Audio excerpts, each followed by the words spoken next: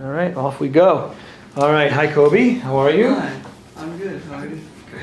All right, so Kobe, the assignment, the original assignment that I asked your class to do was to analyze the Marbury against Madison ruling from 1803, and both from a legal perspective and also to then historically contextualize it, and then.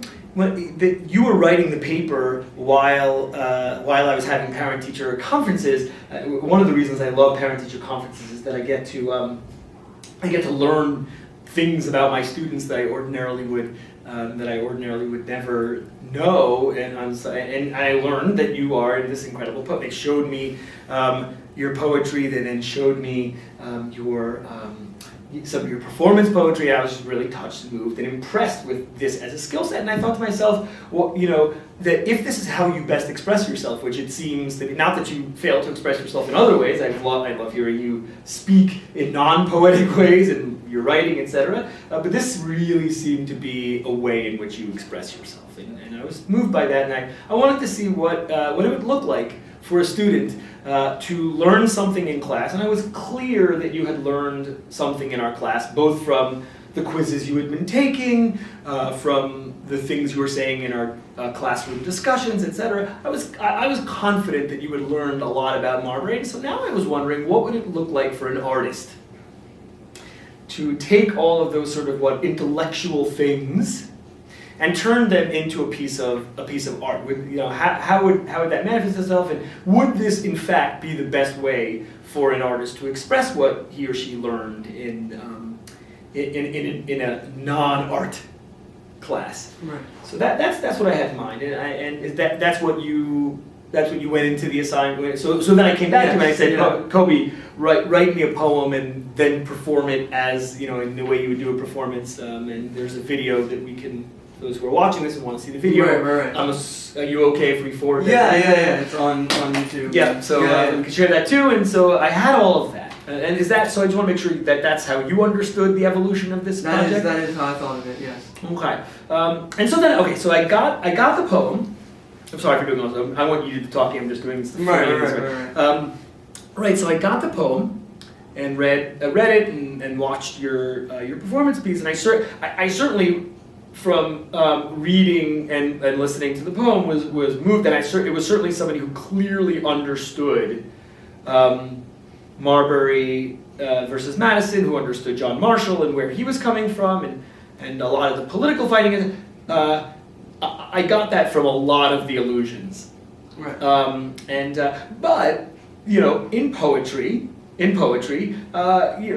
don't spell things out the way an historian is. In fact, in many ways, it's the opposite of a history paper. It's you take these big ideas that would get spelled out in a history paper or a history essay book, whatever, that get spelled out over 10, 15, 20 pages, and this is what the poet does, is they turn those 10 pages of ideas into one concise idea, one metaphor in a few words that summarize it all. Is that right? Do I have that right about what a poet does? I think any good poet certainly strives to do that. Yeah, and that you are. I would say it's a challenge. It's not an easy task for sure. Yeah. But it's one that I definitely enjoy doing. Yeah, and clearly one that you are gifted at. And so you end up with metaphors throughout here: top of the hill, teeter-totter for scales, basketball court, these things that I think were fascinating. And I was reading it, I was thinking inside my head, okay, here are the 10 pages of historical evidence that I would use to flesh out a metaphor like this and to show what a metaphor like this looks like historically. But I wanted to know, because this is, after all, a history class, I wanted to know what brought you to these metaphors, and that's the history part of it. And so at first I said, Kobe, could you write me some liner notes on this, or some footnotes? And then I thought to myself, and you were willing, because you're game on these things. Yeah, I thought for sure. but wouldn't that just undermine the assignment? Wouldn't that the goal of the assignment was to have you do poetry? And I found myself, so this is where we arrive here, I was unable, as a history teacher, who assesses history learning by looking at the evidence that the student uses by looking at the analysis that the student then provides. That's what historical thinking skills, that's how we show our historical thinking skills, is by the evidence and the analysis, and not necessarily through poetry. This is what an artist would do to show what he has learned. And so what do we do? What is a history teacher to do? I think this was perfect to have you express what you've learned, but how do I assess this? And so having you write it would defeat the purpose of doing poem. So then we came up with the idea of doing what we're doing now. So after that lengthy, me talking way too long, sorry, is the context for what we're doing now. Is that the way you understand it as well? So I would just love to walk through the poem, and I want you to take the lead on this. So pull out, we don't have to go through all of them, just pull out a few of the metaphors for you that were particularly poignant, some of the ones that you felt really jumped out for you as like really big metaphors in the poem, and tell me what was the history that lay behind some of these metaphors. I really wanted to encapsulate the whole thing in this playground metaphor, and the reason for that is kind of, I tried to set that out in my first stanza with the idea of a clear winner in a fight between two children, say, in a playground, is not always the easiest to tell as to who's right or who's wrong, because you can have, you know, a bully who hurts a kid, and then, you know, they go crying to the teacher and say, oh, you know, I got hurt, you know, first, and that it's that there's these differences of truth. So I used that on that one level. On the other level, I felt that it wasn't necessarily a childish dispute, but it was kind of something that could be compared with someone not getting their way, and another, like the bullies, which I equivocate to Thomas Jefferson and James Madison, ignoring sort of the needs and the wants of William Marbury. So so you could, so I imagine, I mean, again, like the brain of the poet goes in any number of different ways, and so and so this is what I'm curious about, and you started talking about this. I want you to, I'd love to hear more. So because you could have, if you wanted to get at this, because there's two big pieces here. There's playground and there's fight. And I think there's any number of different ways you could cast the story. So we'll come back to fight in a moment. But so once you've decided for whatever reason you did, that the essence of the story is a fight, there are a number of ways that you could have then spun that metaphor. It could have been a fight, it could have been a war between warring armies, it could have been a fight between adult friends, it could have been a fight between a parent and a child, any number of different fights that you probably are familiar with, and you took it to playground, which sort of sets us in what more like a 5, 6, 7-year-old, maybe a younger child kind of world. Am I right about that? So what about the story of the Marbury against Madison fight to you? And you started talking about Jefferson Madison. What in the story felt childlike fighting to you? Where do you see those sorts of things playing out in the story?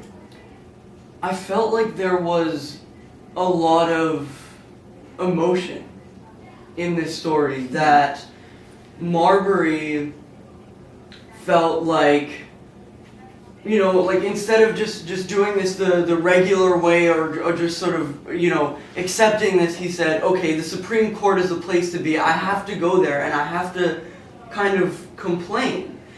And Jefferson and Madison didn't necessarily have like a really good objective reason for not wanting to deliver his commission.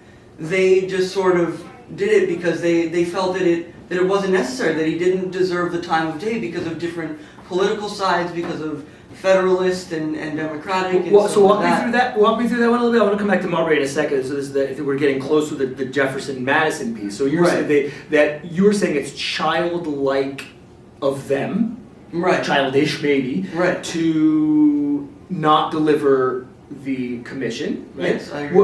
Walk me through that. I want to be able to like see what they're doing historically, and then think, oh yeah, that is kind of childish. Help me see what the childishness is. Like, why were they not delivering it? What's childish about that? It's like, so John Adams, he appoints Marbury as one of the midnight justices, like right before he leaves office. And we get a new sort of regime, a new group, and they look at this and they're like, oh, you know, we don't really like that guy, we don't really care, you know, whatever the last guy said. It's like, you know, because they just like have something personal. What says that where do you see that? How do you know it's personal? I see that in the different political parties. Say more. That Marbury is part of a different political party than Madison and Jefferson are. Mm-hmm. And it's also childish because of the distribution of power. Madison is Secretary of State now, and Jefferson is president now, and who's this little low Marbury guy? They're power hungry now, and they're like, you know, we have control. Nobody can stop us. If we don't really want this guy to be a justice because we don't agree with him or whatever, we have the power to stop that, and no one's going to stop us. So here's, I guess, I want to take this a step even further, because, you know, new presidents come in all the time. It is unlikely, for example, that Donald Trump is going to allow the nomination of Merrick Garland to the Supreme Court to, you know. That may be kind of childish. Well, but I think people would say, we get it, on some level people voted for Trump because they didn't want Merrick Garland to be the Supreme Court Justice. Right. And so he's going to likely withdraw his nomination and replace him with somebody who's more to Trump's liking. Or would that, like, is this the same thing? Because if so, how is that childish, or is this different? And what is childish about this? What's not childish about the Merrick Garland situation? You get what I'm... Yeah. The other example I sort of see is Madison, like, not even showing up to the hearing, not even showing up to the court. It's just the complete disregard for Marbury and just the whole way that it's handled. That you know, it's just like just throw it out. Like, it's not even like, oh, you know, we're gonna go to him and say, I'm sorry, we're not delivering your commission. Yeah.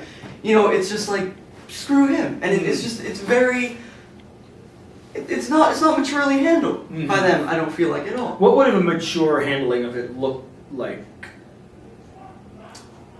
It would look like if he felt that he was wronged, Marbury, hearing him out in court, understanding this, but also, you know, Which he gets. He gets his day in court. He gets his day in court, but you know, like, but Thomas Jefferson and James Madison aren't really paying attention to that. Don't really think that day in court has much power. And so you have certainly one strong piece of evidence that Madison doesn't even bother showing up for the court. Right. Anything else that tells you Jefferson and Madison are just paying no regard to Marbury's claim?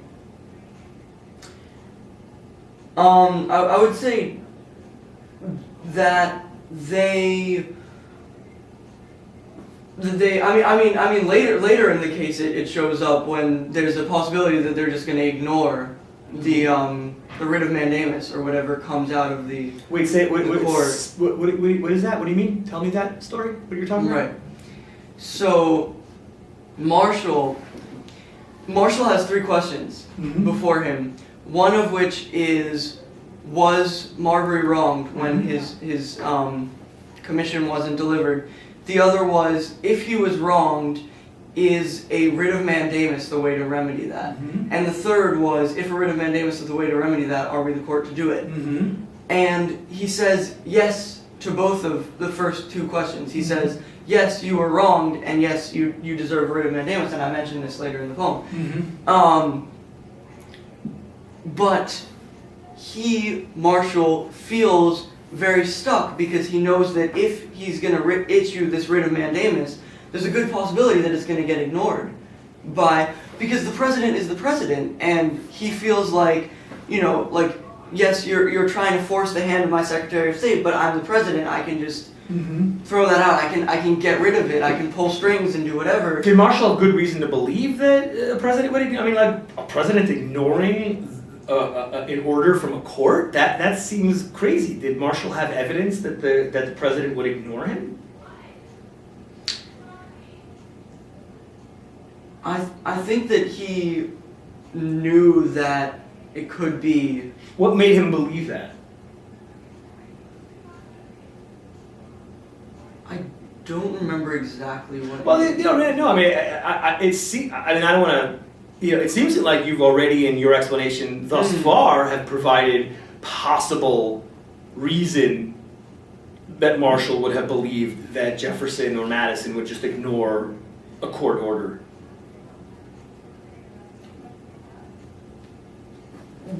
Due to their position, due to their position in government, due to their political party being different from. All these things are true, but presidents all the time have to take orders from courts that are of a different part or have a different outcome than they would have liked, and the president is basically obligated. A handful of exceptions we know about, like the Andrew Jackson right. But generally speaking, they do follow the court order. Had they done anything? Had Madison and Jefferson done anything that made Marshall believe that they would ignore Marshall? That they would ignore him? Ignoring the commission and its delivery suggested that. Okay. Anything else that might have suggested that? Or I think that's a good reason. Yes. Already they have an obligation to give him his commission. So it's something that. Well, no, I know. Now we're playing like read my mind. What you said, I'm just throwing this on what you said. Right. It seemed like Madison not showing up for the hearing at all would be Yeah. indicative of that kind of disregard for the court. Anyway. So I'm able to say that as well. Yeah. Right. Absolutely. Because I'm looking for a new piece of. I don't want it to become a circle then, but it is kind of a circle. Say more. What do you mean by that? In what way would you see a circle forming here? In that you were saying, why is it childish? And Yeah. I said, Madison not showing up shows this complete disregard and this kind of emotional childishness. Then, why would they possibly ignore? Oh, because Madison didn't show up. Why would they ignore because it's childish? Oh, because Go he didn't on. show up and it's around like that. Oh, great. It's all connected. Great. Terrific. I love it. So Marshall writes this ruling that you've started now getting into, and he's got his 3 questions, and he ultimately says, yes, you deserve the commission. Right. We're not, and you've been wronged, and the way to fix it is by forcing Madison through a writ of mandamus, but then, Ooh. Yeah. There is another metaphor that I want to talk about, actually. Yeah, take us there. Which is, third stanza. Fourth line, then Marshall not wishing to continue down the slide of slippery slopes. I want to talk about that and why I think that it is a slippery slope is if he issues it and it gets ignored, the Supreme Court could seem as if they have no power. If he does not issue it and Marbury, there's no justice served for him, Marshall really wants Marbury to get on this court. If he doesn't issue it, justice is also not served, and the court has no power. It could look like the court has no power either way, and that's a slippery slope, because what happens for other rulings, regardless of... Go on, this is fabulous. Go on. Yeah, I'm thinking now, yeah. So is there something like playgroundy about that? About what you just described? I'm curious, now taking us back to the poem. I think so. I think even from personal experience and my experience as a child, and if I was told something enough times on the playground, like, oh, you're never going to be good at this sport or something, why are you even going to try it ever again? I think there's So a what's piece of that what's the connection there to Right. what's going on here in the history? Say that. you can try and make these rulings all you want, but if continually they're going to get ignored, or if you're going to have no power, then what's the point of existing? What's the point of trying to make rulings and trying to pretend as if you're this? If the bullies laugh at me, my power is gone. Right. But how can I ignore poor William? Yeah, that's the idea there. So what does he do, Marshall? He is very smart. What does he do? And I respect him so much for this. And this is stanza 4 then. And this is how I originally started the poem, which is really interesting. And I started it this way, and then I showed it to my parents, and they're like, okay, that's great, but you need something that explains the facts of the case and the historical context up until this point. But this is what I was most taken by in this case, was that I use the words losing loser not because he's a loser necessarily, Marshall as a person, although that language also links in with the idea of the playground and like, haha, he's a loser, whatever. I use the words losing loser because sorry, you're on, I just wanted to... Yeah, I think it's a different... Do you mind if I ask you a question? Do you mind if I ask you a question? How does a losing loser win? Yeah. Because he's in a lose-lose situation, and next, how might one become slippery enough to glide right through the crack? So, I wanted to ask you about that. What's going on there, yeah. What's going on there is finding a way that nobody else would have found, that under scrutiny of our whole class kind of falls apart in places. And that's why I think it's slippery, is it's not within the norm, but he finds a way to not issue the writ of mandamus, so he does not piss off Madison and Jefferson, and he doesn't risk it getting ignored, but he instead finds a way to establish and use this power of judicial review, which really, like, almost more than it helps Marbury, helps him. And helps... Marbury doesn't really get anything. But I call it winning because I feel like he was able to do something that was best for the court and that was best for him, and that I feel is, even now, today, good for the country. Yeah, go on. No, I don't cut you off. And then I was just going to talk more specifically about why I think it's slippery and why I think it's not within the norm, and it's not. Please do. It comes to a couple lines down in the next. He may not be legally the soundest one in reason, but he found a power at the final hour that keeps us all from treason. The three things that I think of when I think of the legality of his ruling and being able to establish judicial review. One of them is public ambassadors, consuls, and ministers. In the Constitution, Marshall interprets that as only foreign consuls, ministers, and ambassadors. Which, when I think of that, I think of like the Chinese ambassador to the U.S. And something that I learned in this class and in this case is that if someone is Chinese but they're working in the United States, U.S. law can in theory be placed upon them, which I didn't even know or didn't even realize. But he thinks that it's only those people.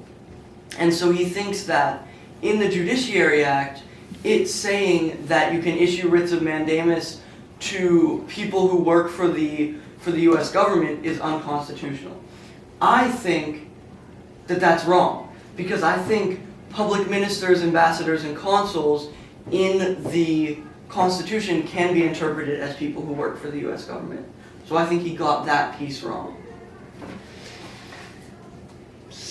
So And there's two more pieces that I think you got wrong. well, so, Go ahead. So, and we can talk about them, but I guess Right. I guess like I have two big questions that are emerging out of what you were saying, and this is yeah. So you a moment before getting into where you think his ruling is problematic, you were saying how great you think it is for the country today. Right. So there's sort of like a tension there, right? There is. Between like saying, man, okay, he arrives at a place that's what good, a greater good, but he does it in a way that's problematic. I just want to make sure I Yeah. understand what you're saying. Is that right?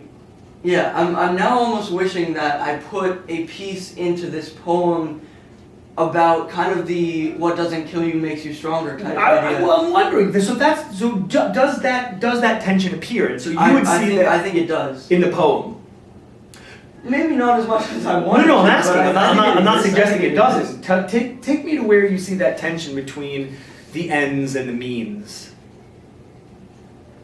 I think the whole idea of a rock in a hard place. I think the idea of But that metaphor, yes, that's true. But that metaphor you were saying, maybe it doubly that applies. is a tension. Yeah, it is, does- for sure. I think multiple metaphors are meant to double. Mm-hmm. But I think also the idea of the answer lies in being first to bold interpretation. That it's problematic. There's a tension, Mm-hmm. but can you really criticize him because nobody else was doing it and he was brave enough to do it and he was gonna say like, yeah, you might. And honestly, like many years later, not a lot of people have questioned him on it. No. In fact, that's considered by everybody without question. Right. The grand. This is right. And so that's what I'm kind of writing there is, yes, he did this in sort of a weird way that, and actually one of my friends from history class, Benjamin Bograd, brought up a really cool idea to me, which was after the martial court, a lot of decisions start to be decided in a more political manner, which is based on the political climate, we're going to make a decision and then we're going to find it in the Constitution. And before that, it was we're going to find it in the Constitution, make the ruling, and however it affects the political situation, that's how it affects it. Wow. Where does that enormous idea Right. appear in your poem?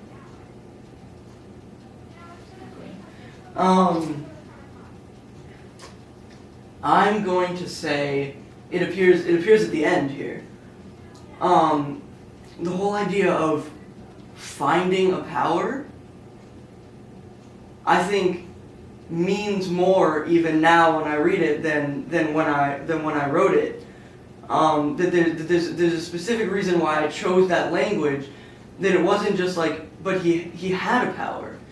It's like he found a way to make this from a place where it wasn't necessarily written before. Mm-hmm. And I think even that can tie into a sort of creativity and a sort of childishness that children are known for interpreting things in new ways and. Another reason to keep this is. Can I ask you a question? Because that and that actually, there's so many like detailed questions, but like this is this has been for me like so enlightening and like what was the history for you that lay behind the art that you created here. Right. I want to actually I want to bring this to a close because for any reason, but with one final question. Is Marshall one of the children on the playground? He was originally and may still be meant to be the recess manager Spell that out for me. in the playground. Tell me more.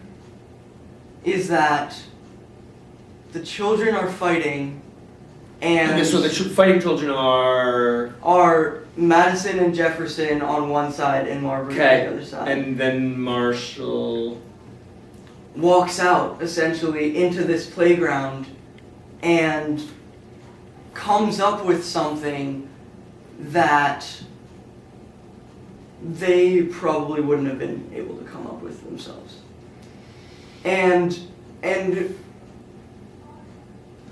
solves not necessarily and because a recess manager isn't necessarily an unbiased force all the time, even as much as they try to be, but that he still comes out without as much emotion in it, I would say, and thinks about it more so that he can break up the fight and kind of benefit from himself. And I feel like, if you think of him as someone who's working for the school, say, like playground fights can go on as long as they want, but the school wins a lot of the time. And I think this is the house winning and the government winning. Is that in the poem? Because that profound idea? How does a losing loser win? That idea, the idea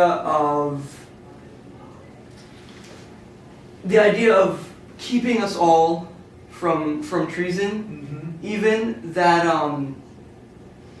this is I don't know if I feel amazing about the way he did it, but I'm thankful that and I've talked about this in class before when I wrote like my judicial review paper, and you really pushed me on this, and I really appreciate it because it's still something that I'm struggling with and thinking about, but because I said I think Supreme Court justices should be able to decide what laws are constitutional and unconstitutional, because I don't know if I would ever be able to do it myself. And you basically said, does that mean you're lazy? And I was like, whoa, am I lazy? Like, I might be lazy, like, am I not wanting to be politically involved?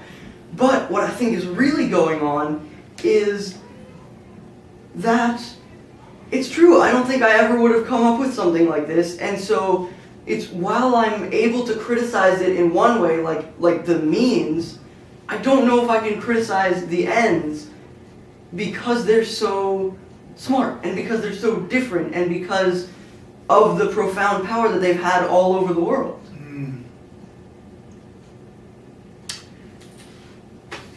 I said that was the last question, but it's not. Okay, that's fine. No, because I want to keep talking. No, this is truly, this has been for me so enormously helpful.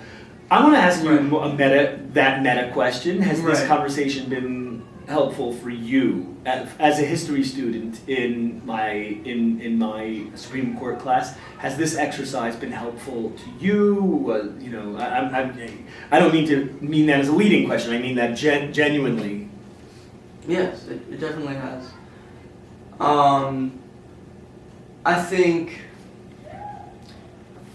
understanding things, through just like, oh, that's a thing that, happened so long ago, is one thing, but then for me to challenge myself to try and relate it to something that people deal with all the time, and to kind of make it more, because because of me being like a 17-year-old Gann Academy student, I'm technically a modern poet. And I don't know if anyone's ever written modern poetry about this. I don't know. I actually want to find out and see if there are people out there in the world who care about the Supreme Court who'd be interested in this kind of medium. Yeah. But go on. Yeah. I have, slightly anecdotally, but I have a cousin who's actually like a published poet, who's a professional poet, who said, you have to send this to Lin-Manuel Miranda, because she watched my video and she was like, speed it up a bit, maybe rap it, and he is the person right now in the world who cares about kids learning about history in this type of article. Oh my goodness! All right, we'll once the video's off, and we won't waste their time talking that one through. But it's worth. Yes. But I would love to do something like that, and that's why this assignment, and then talking about it with you, and understanding really what I meant. Yeah. Yeah. Tell me a little bit about the conversation. That's the part I guess now that I'm also curious about. Is like, Right. Rather than just writing the poem, was it helpful? Right, and so that clearly was helpful because you wrote a beautiful poem, and your performance piece definitely illustrated just how much you thought about it, how you performed it, the way you intoned your lines, etc. The conversation helpful? A little, not, yes. How was the conversation helpful in the overall process? This conversation here today? Yes, it was.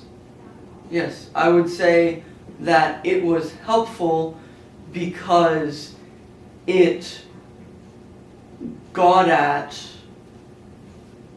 the way these sort of two things mix, and The two things being poetry and history. You know, it got me to have a chance to explain the history behind this, and so I think, but also was that helpful to you? That was helpful to me. Was that helpful to you? Right. That was helpful to me. Mm-hmm. It was yeah, because I wanted to have you see this poem, but I also wanted to be able to tell you that I knew about history behind it. So that's why it's helpful to me.